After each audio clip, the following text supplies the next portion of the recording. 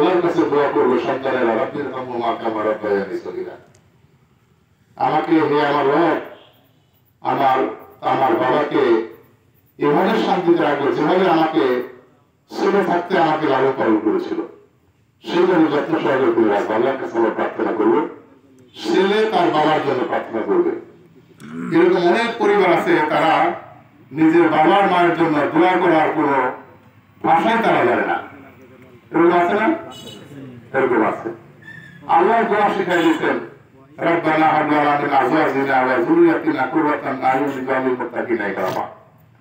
হে আমার রব, এমন সন্তান আর স্ত্রী দান করো যার দেখলে আমার চোখ ঠান্ডা হয়, আবার তাদেরকে মুত্তাকিদের নেতা বানাও।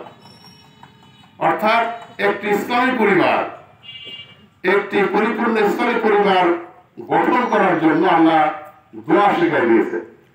আমরা দোয়া করি, দোয়া বুঝিও না।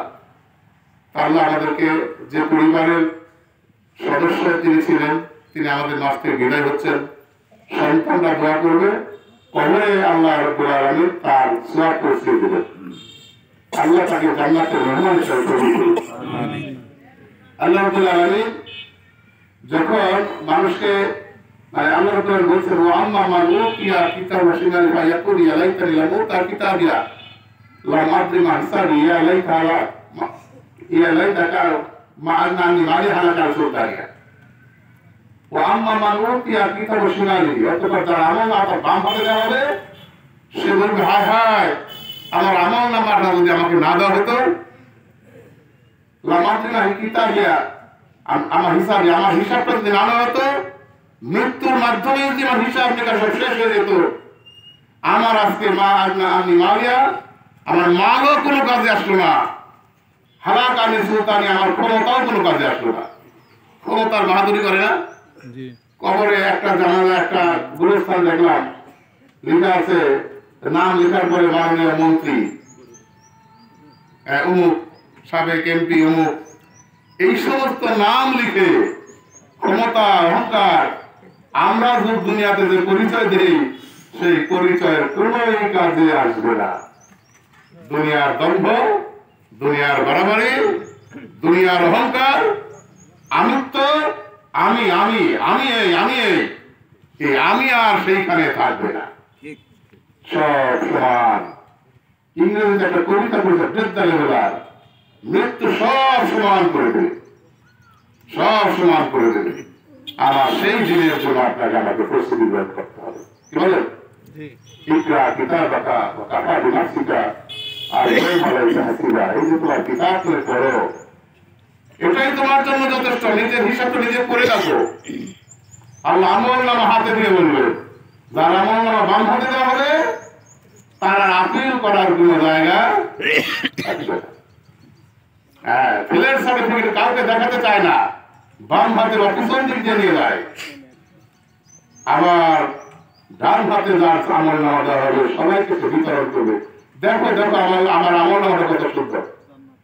সেই দিন যাতে আপনারা আমরা জান্নাতে যাওয়ার যে চরিত্র, যে আমল, সেই দুনিয়া থেকে সংগ্রহ করতে হবে। আমরা কোরআন পড়বো, হাদিস পড়বো, সন্তানকে মানুষ করবো, এটা যদি পড়তে না পারি, এই কথাগুলো এই জন্যই বলছি, এখানে যারা আছে অনেক মানুষ আছে, অনেক সম্পদের পাহাড় করে তুলেছে, কোন কোন মন্ত্রী 600 বাড়ি করেছে। আপনার খবরে দেখছেন মনে হয় 600 বাড়ি, এত বাড়ি, এত টাকা পয়সা, কি করবে মানুষ? কি করবে মানুষ? সাইফুজ্জামান চৌধুরী গৃহমন্ত্রী সাহেব 600 বাড়ি গড়ে তুলেছে। আল্লাহ বলেছেন, আমি যে কোরআন দিয়েছি, হ্যাঁ, কুল বিফাদলিল্লাহি ওয়া বিরহমাতিহি ফাযালিকা ফালিয়াফরাহু খায়রুম মিম্মা ইয়াজমাউন। রাসূল আপনি বলুন, কোরআনটা আল্লাহর পক্ষ থেকে মর্যাদাপূর্ণ কিতাব, ফাযালিকা ফালিয়াফরাহু, কোরআন পড়ার কারণে আপনি আনন্দ করুন, উল্লাস করুন। সারা জীবন যা অর্জন করেছেন তার চেয়ে দামি কোরআন। বাড়ি করে মানুষ টাকা পয়সা অর্জন করে, এমপি হয়, মন্ত্রী হয়, অনেক কিছু হয়, চেয়ারম্যান মেম্বার। এক মেম্বারের তারপরে তো টিকা যায় না, এক এমপির এক মন্ত্রী চামচা, নেতার চামচাগিরিতেও টিকা যায় না। হ্যাঁ, এটা কোনো অর্জনই না, কোটি কোটি টাকা গাড়ি বাড়ি সম্পদ কিছু কাজে আসবে না। হ্যাঁ, কি করবে টাকা পয়সা দিয়ে? সময় ধরে আমার আসুন আমরা আল্লাহ দিনের কাছে ফিরে যাই, কোরআনের কাছে ফিরে যাই। আমরা আল্লাহর কাছে জবাব দিতে হবে, কি করবো আমরা এই দুনিয়াতে? কি আছে এই দুনিয়ার মধ্যে? সব লোক রূপ করে আল্লাহর কাছে ফিরে যেতে হবে। কি যেতে হবে না? এই হিসাব নিকাশ শুরু হয়ে যাবে, কেউ আমরা তার খবর রাখতে পারবো না। পারবো? আসুন ভাই আমার, আমরা কোরআনের পক্ষে কথা বলি, কোরআনের মানুষ হয়ে যাই। আমরা জান্নাত চাই কার কাছে ভাই? আল্লাহর কাছে জান্নাত চাই, কিন্তু আল্লাহর আইন আর পছন্দ হয় না। হয়? পছন্দ হয়?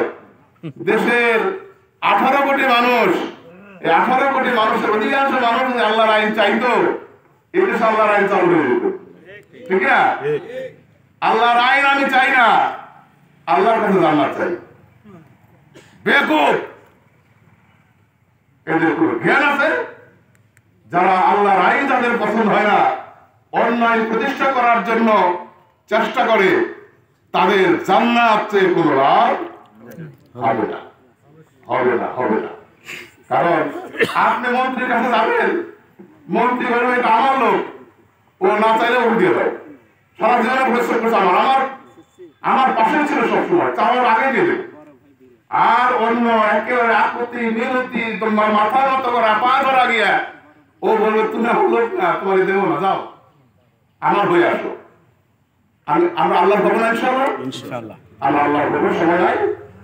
আমরা আল্লাহর কাছে দোয়া করতে চাই, আসলে এই ময়দানে যারা আছে, মাঠে যারা আছে, সবাই আল্লাহর পক্ষে থাকবো, আল্লাহর আইনের বিপরীত যাবো না।